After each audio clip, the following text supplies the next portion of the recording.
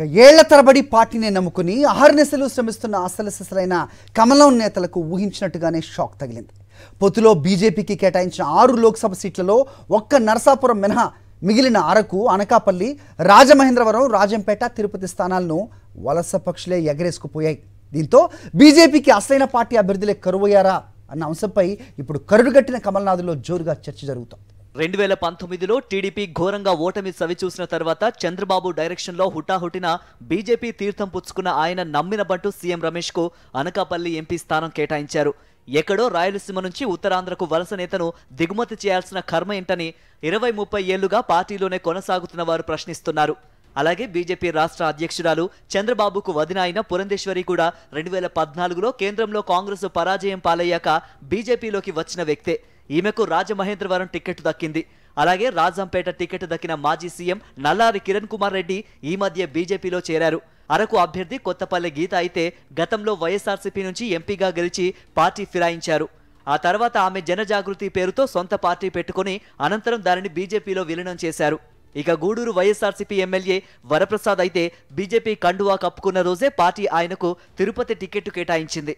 ఇలా ఒక్క నరసాపురం అభ్యర్థి భూపతిరాజు శ్రీనివాస వర్మ మినహా మిగిలిన అందరూ వలస నేతలకే టికెట్లు దక్కాయి.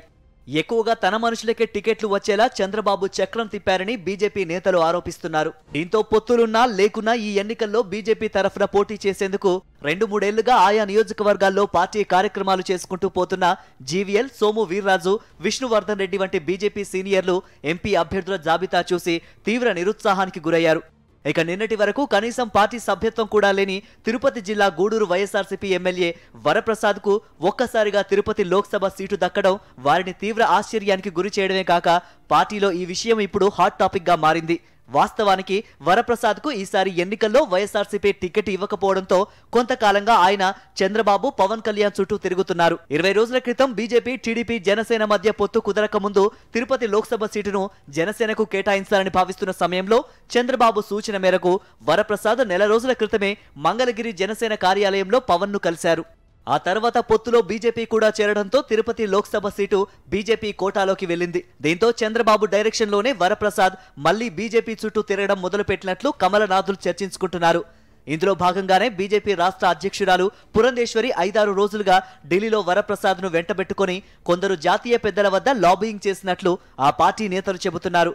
ఆమె ప్రతిపాదన మేరకే బీజేపీ జాతీయ నాయకత్వం వరప్రసాద్ కు బీజేపీలో చేరక మునిపే తిరుపతి లోక్సభ సీటు కేటాయించిందని పార్టీ వర్గాలు పేర్కొంటున్నాయి. మరోవైపు పొత్తులో బీజేపీకి కేటాయించిన 10 అసెంబ్లీ స్థానాల్లో బద్వేలు నియోజకవర్గం కూడా ఒకటి. ఈ స్థానంలో బీజేపీకి సరైన అభ్యర్థి కూడా లేనందున ఆ సీటును బలవంతంగా బీజేపీకి అంటగట్టారని మొదటి నుంచి పార్టీలో ఉన్న సీనియర్లు చెబుతున్నారు. ఆ సీటులో బీజేపీ తరఫున పోటీ చేసేందుకు పురంధేశ్వరి 3 పేర్లను జాతీయ నాయకత్వానికి ప్రతిపాదించారని, ఆ 3 ఇప్పటిదాకా పార్టీలో చేరని వారేనని వారంటున్నారు. ఇప్పుడు ఆ 3లో ఒకరైన రోషన్న పేరుకు ఢిల్లీ పెద్దలు ఆమోదం తెలిపారు. దీంతో రోషన్నను బీజేపీలో చేర్చేందుకు పార్టీ రాష్ట్ర నేతలు, జిల్లా నాయకులు ప్రయత్నించగా ఆయన అందుకు విముఖత చూపారని పార్టీలో చర్చ జరుగుతోంది. దీంతో ఈ సీటు వ్యవహారాన్ని కొద్ది రోజులు వాయిదా వేయాలని భావిస్తున్నారు. ఇదిలా ఉంటే పొత్తు ఉన్నా లేకపోయినా పార్టీ తరఫున పోటీ చేసేందుకు 30 ఏళ్లుగా పార్టీలో ఉన్న చాలా మంది ఆసక్తి వ్యక్తం చేశారని, అలాంటప్పుడు పార్టీకి మంచి అభ్యర్థులున్న నియోజకవర్గాలే కేటాయించాలని పట్టుబట్టి ఉండొచ్చు కదా అని సీనియర్ నాయకులు ప్రశ్నిస్తున్నారు. కానీ చంద్రబాబు ఇస్తామన్న నియోజకవర్గాలను ఒప్పుకొని ఇప్పుడు ఆ స్థానాల్లో పార్టీ సభ్యత్వం లేని వారికి సీట్లు కేటాయిస్తే ఏళ్ల తరబడి పార్టీనే నమ్ముకున్న నాయకుల పరిస్థితి, పార్టీ పరువు ఏం కావాలని పార్టీ హార్డ్ కోర్ సీనియర్లు రగిలిపోతున్నారు.